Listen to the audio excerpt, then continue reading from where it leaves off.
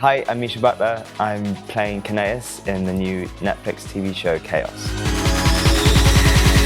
There's so many tales that we go through in our lives. There's the romantic lead, there's the workplace person, the son, the whatever. And one that I really struggled with growing up was the idea that I'd ever be a romantic lead. And to be able to play KAOS has really changed that perspective in me, and I really hope that it does that for other people. I think that his romantic plotline as a transmasculine person puts people like me in that sphere, and I think that for a long time I never asked anyone out. I never talked to people I was attracted to because I thought, oh, well, they're never going to view me that way because why would they? I don't exist in that sphere.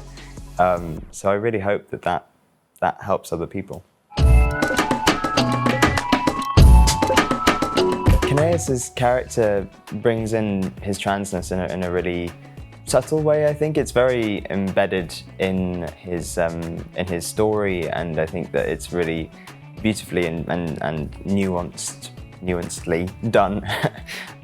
But I think what Charlie does amazingly with it is that it's present without being all-encompassing with his story, and I think that's something we talked about a lot, something I raved about to them in the process of auditioning. And I think that with all of these main characters, there was such a great discussion between creative team and actor to really flesh out and develop the characters. So I felt from the get, with any good written character, you feel a connection, you feel part of yourself reflected in them. And I think, yeah, there's aspects of me in him, but I think I didn't need to necessarily bring too much of me because it was all there on the page. Some of the TV shows and films that represented the queer experience for me, I think, were I used to be obsessed with the TV show Orphan Black, which I had a beautiful queer relationship between one of the clones and the scientist that she gets to work with. And then later on, one of the clones turned out to be a trans man as well, which was, I mean, it was just this woman playing it, but I think just overall the kind of diversity of the show was really beautifully done, and that just had a grip on me, that show.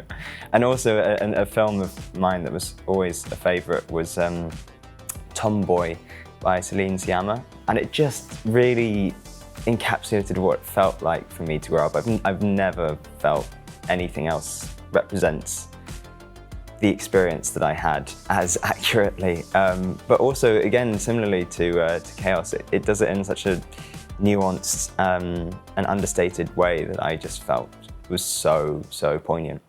I would love to continue sharing queer stories in the future, and I really hope that just representation in general and just being seen has an effect on queer youth. I think that it's really hard to see yourself really playing any kind of role in your life. I don't even mean like seeing yourself as an actor, which was something that I definitely had to get over. But I think that seeing people on screen just being and existing as lovers, as fighters, as fathers, sons, mothers, children, siblings, all of that, it makes you feel part of a wider whole, and it just, I think, settles you. And I think that for me, watching those TV shows and films and reading those books always really helped to kind of make me feel like I belonged.